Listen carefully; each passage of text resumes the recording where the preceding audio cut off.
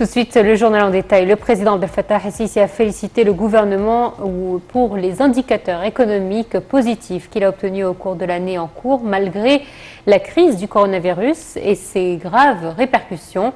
Le président el-Sisi a écrit dans un tweet que ces efforts ont été appréciés par les institutions financières internationales, notamment le Fonds monétaire international qui a noté que l'économie égyptienne évolue mieux que prévu malgré la pandémie.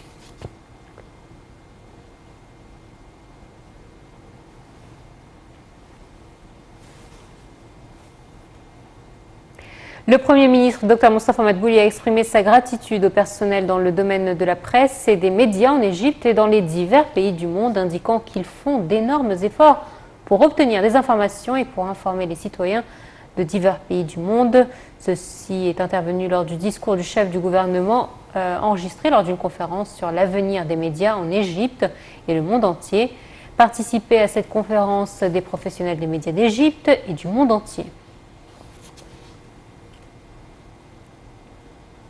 Les ambassades et les consulats d'Égypte à l'étranger continuent aujourd'hui de recevoir les enveloppes de vote par correspondance des Égyptiens résidant à l'étranger au second tour de la première phase des élections législatives 2020.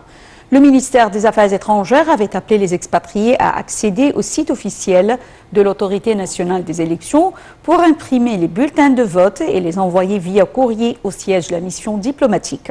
Les missions diplomatiques à l'étranger doivent recevoir les bulletins de vote des électeurs jusqu'au 23 novembre.